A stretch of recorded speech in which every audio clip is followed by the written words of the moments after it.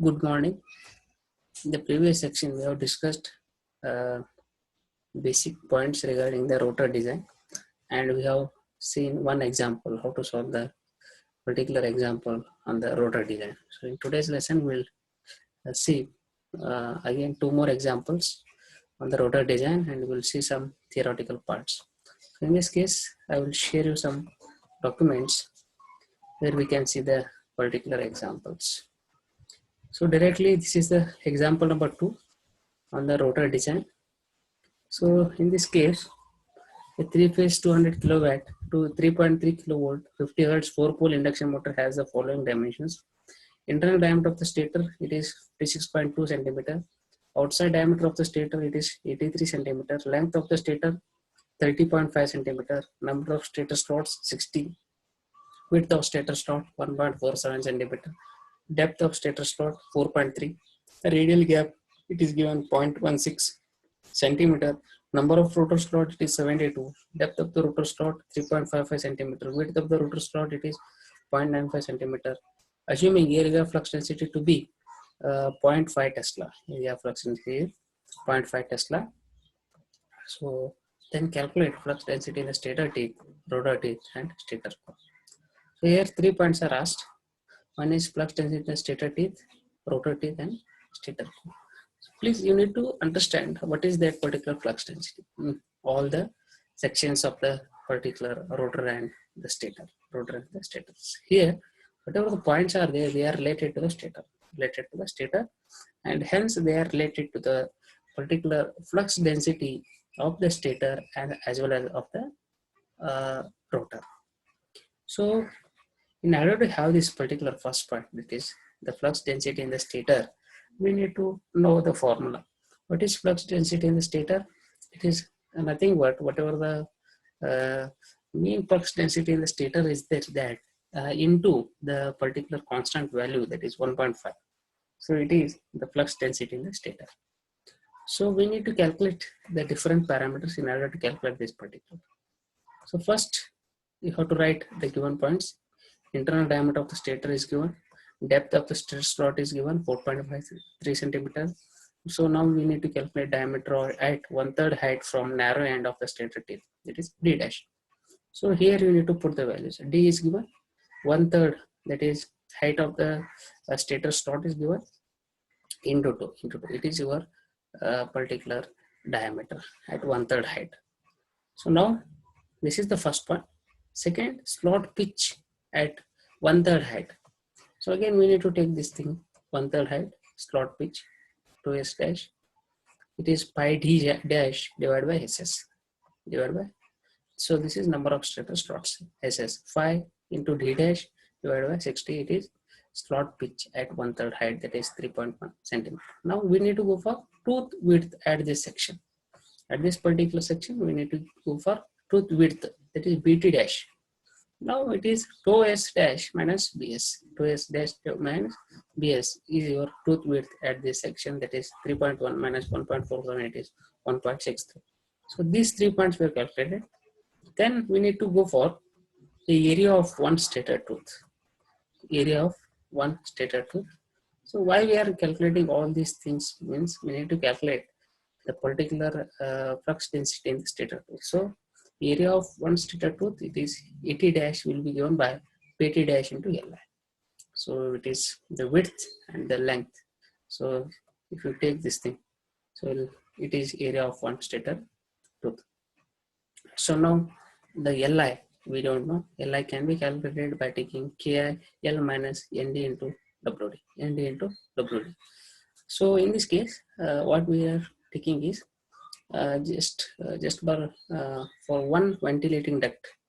So it is for the one ventilating duct. So this is again 3 is constant value vertical, and this is 30.5 is given, and Ki is also given. So now Li will be 25.6 centimeter.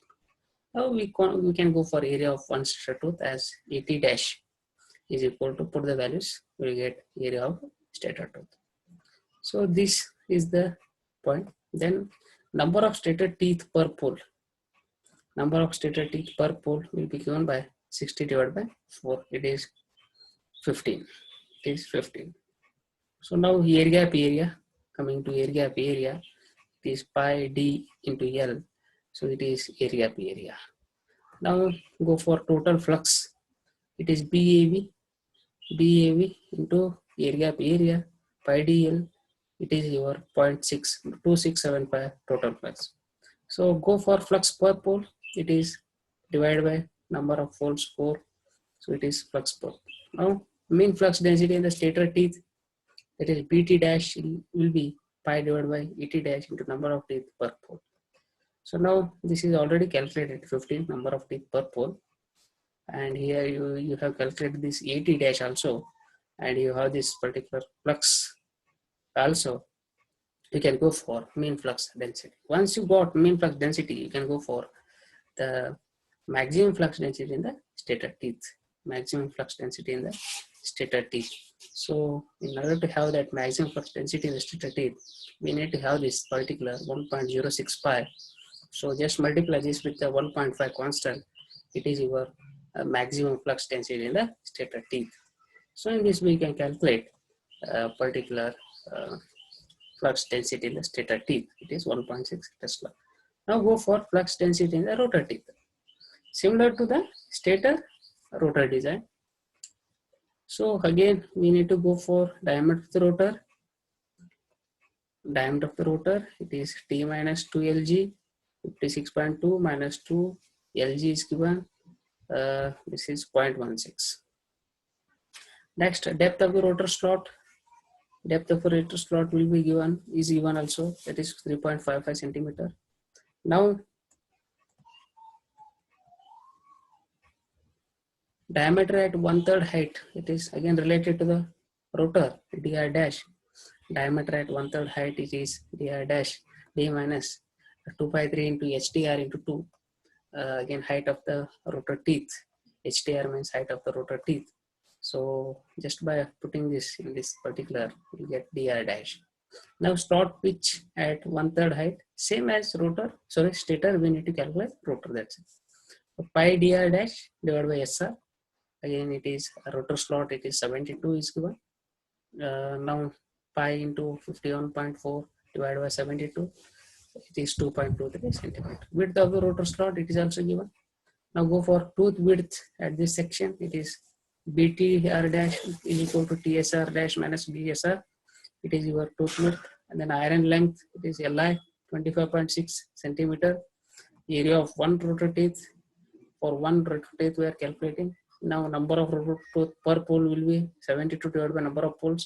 It is 18. Now area of all the rotor teeth will be this thing. This is ATR dash. You have to consider. Now go for mean flux density. Once you got mean flux density, then you can go for maximum flux density. Again, it is 1.5 into the mean flux density in the rotor teeth. So in this way, you can go for the flux density in the rotor teeth. Now, flux density in the stator core. Again, related to the stator core, flux density in the stator core can be calculated as this is flux in the stator core, that is pi c divided by AC. So pi c can be again calculated. It is 1/2 times this particular 0.0669. It is again the flux. So this is your flux in the stator core. So in order to have this particular two parameters, flux in the stator core and flux density in the stator core, so again we need to go for again here maximum, sorry, stator core related flux density related to the stator core. In this case, depth of the stator core DC, you can write down the formula 1/2 d naught minus d minus 2 st. 1/2 d naught 83 minus d is also given 56.2 minus 2 height of the this particular stator core. So it is 9.1. Then area of stator core AC, Li into DC. This is your area of stator core. So then once you get area, then you can go for flux in the stator. It is 1/2 total flux, you can say. So now here you can get this particular flux in the stator core. Then flux density in the stator core will be pi c divided by AC, or pi c divided by AC, that is flux divided by area, flux divided by area. So this is your 1.435 is the flux density in the stator. In this way you can solve example. Then we will see one more example related to squirrel cage induction motor. A three-phase 3000 volts, 260 kilowatt, 50 hertz, 10 pole. It is 10 pole machine. Squirrel cage induction motor give the following results during preliminary design. So these are the particular results during the preliminary design. In this case, internal diameter is given, diameter of the stator, gross length of the stator, number of stator slots, number of conductor per slot. Based on the above data, calculate the following squirrel cage rotor. Yes, again rotor design. Rotor losses, that is total losses in the rotor bar, losses in the end rings, equivalent resistance of the rotor. See, whatever the above part we have discussed is again different section that is related to the stator teeth, rotor teeth, and stator core. It is related to the bars, rotor bars, losses in the end rings, that is current related, and it is equivalent resistance of the rotor. So in this case, again total losses in the rotor. First we have to write the formula. Total losses in the particular rotor. How you can get the total losses in the rotor bars. So in this case, the total losses in the rotor bars, whatever the loss is there. So here, just by taking this particular copper loss. So this is a rotor bar. Losses in the rotor bar is IB square RB into number of rotor bars. IB square RB into number of rotor bars. So IB is rotor bar current and RB resistance of the rotor bar, and this is the number of rotor bars. So in this case, we need to go for rotor bar resistance RB, and then we need to go for that particular rotor bar current IB. So in this case, we can go for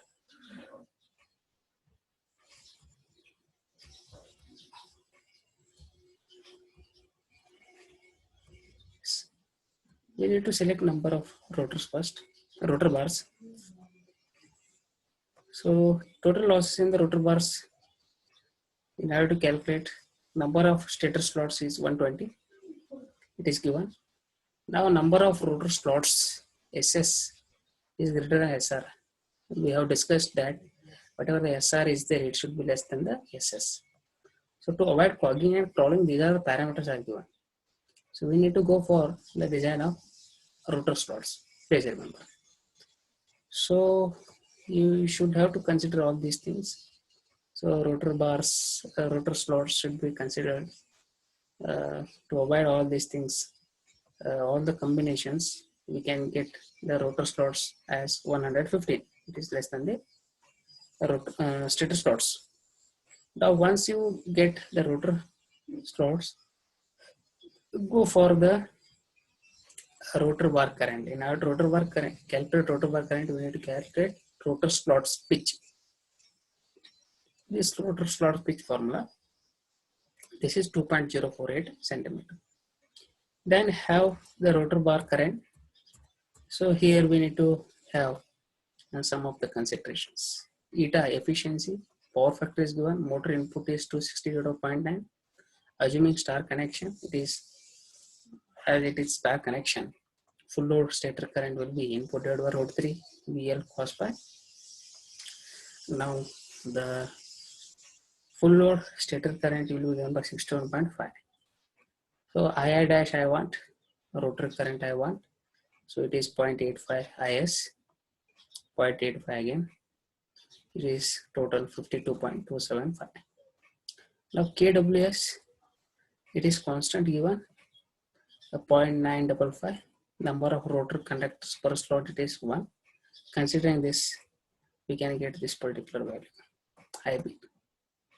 So IB is KWS into SS into ZSS divided into I dash divided by KWR into SR into ZR dash.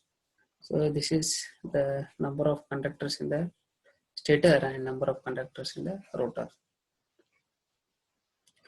So this is again stator slots, rotor slots. KWS, it is this is the constant related to the stator. This is related to the rotor. So all this you can put and we'll get IV as 521 amps. Now go for area of rotor bars. So assuming the current density in the rotor bar as 6.5 ampere per millimeter square. So area can be calculated IB divided by delta B. This we know. So again area is 80.2 millimeter square. Length of the rotor bar LB, it is L plus allowance per squaring plus allowance between the end rings. So considering this 0.35 plus 0.05, it is length. Now rotor bar resistance, it is 0.021 into LB divided by AB, and it is 0.4 divided by AB is 80.2. It will be your rotor bar resistance. Rotor bar resistance.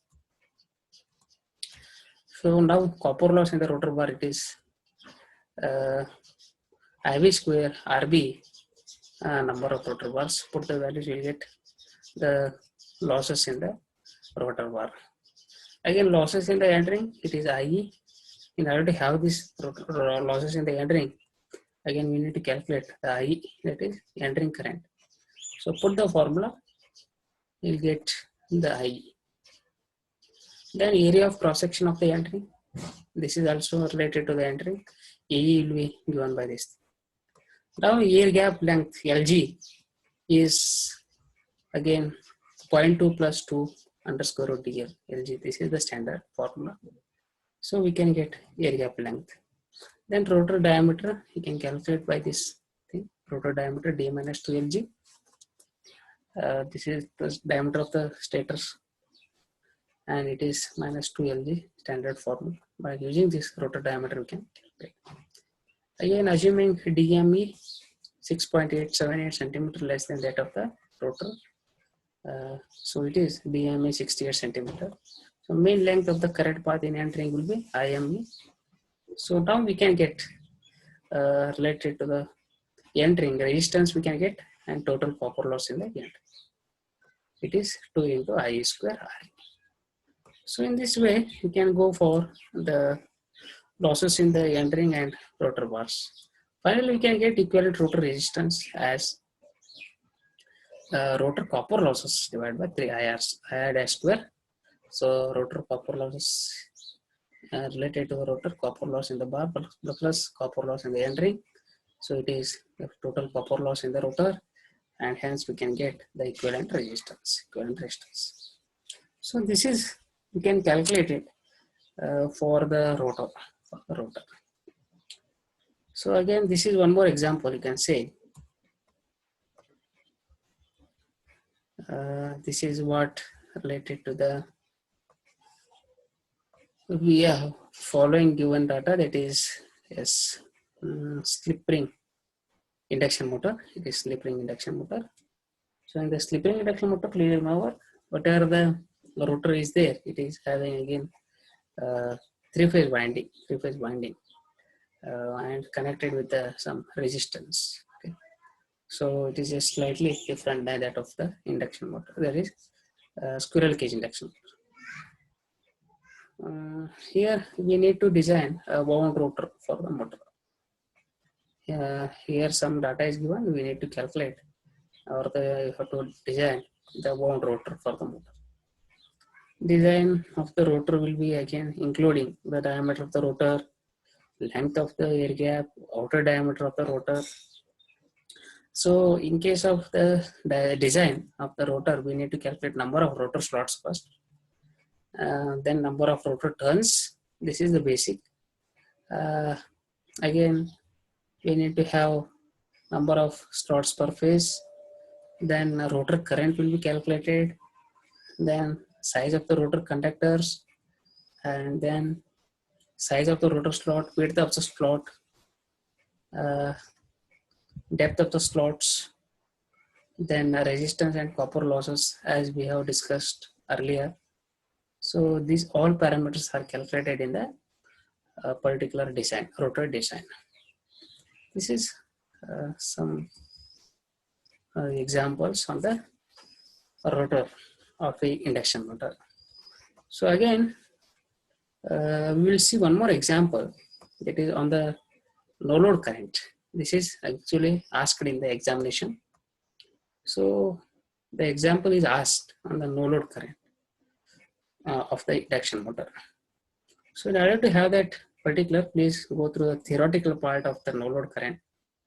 No load current can be calculated by taking I naught as under square root I1 square plus IW square. IM is magnetizing component and IW is core loss component. Magnetizing current, again it is calculated as this thing. IM is P8030 divided by 1.17 kW T phase. P is number of pair poles, 80-30 total ampere turns of the magnetic circuit at 30 degree. Again T phase, number of stator turns per phase. Again IW, it is iron loss component, total number of no load losses divided by 3 into phase voltage.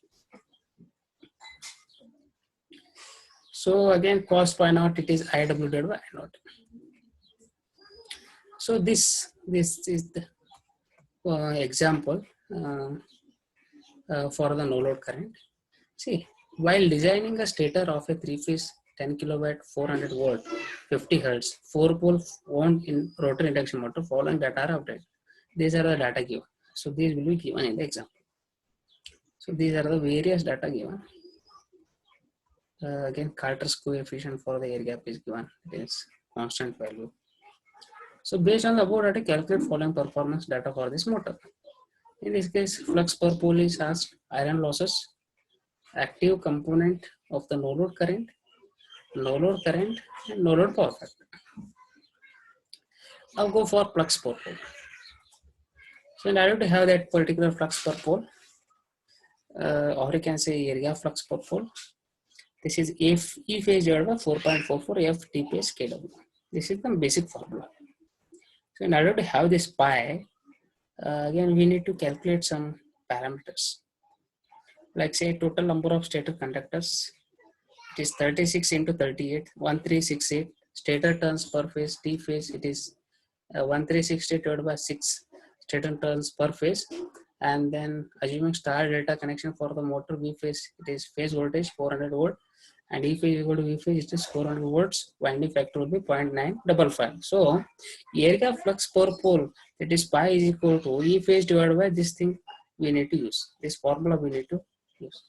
So here, just by using this formula, we can get the particular flux. Now go for iron losses. What are the iron losses? So total iron losses will be calculated as iron losses in the stator teeth plus iron losses in the stator core. Iron losses in the stator teeth can be calculated for the given stator teeth, stator length, assuming one ventilating duct of width 1 centimeter and iron space factor of 0.95. So this thing, length of this iron can be calculated L minus ND into WD into KR. So here ND is 1, that is ventilating duct, 1 ventilating duct. Then again width of the particular this duct is 1 centimeter. By taking 1 centimeter, this is 0.01 meter into this particular space factor 0.95. So length will be calculated like this. Now again go for diameter. Already we have calculated 3 plus 1 by 3 HTS into 2.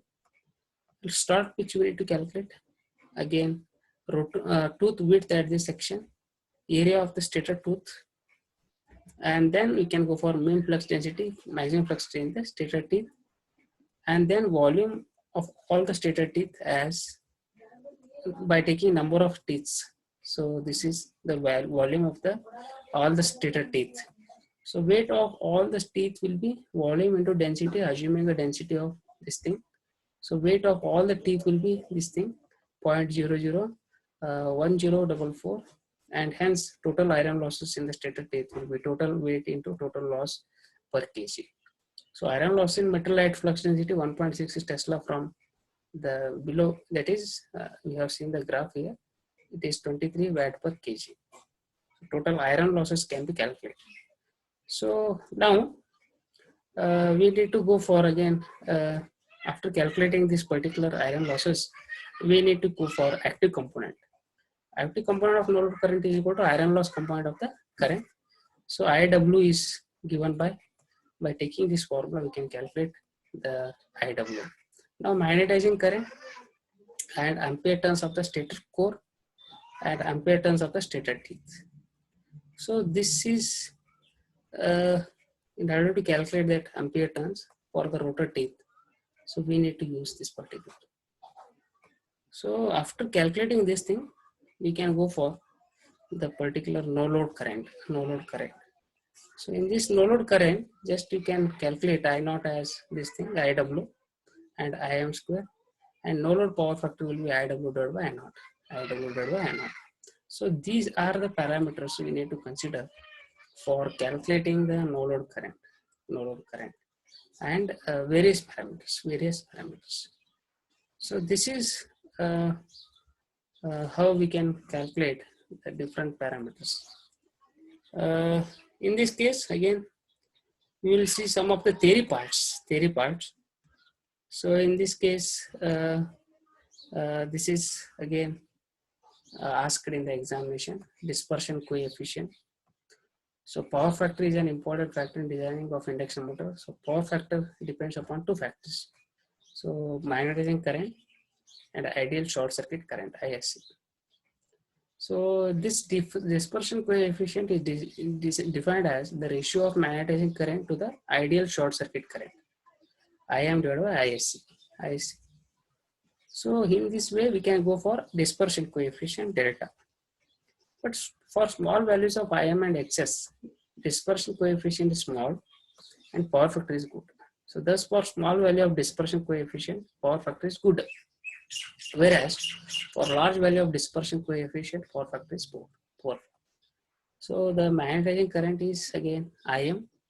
It is P into 8T60 divided by 2.34 kW T phase. And this thing we have already used in the formula. We have solved the example also.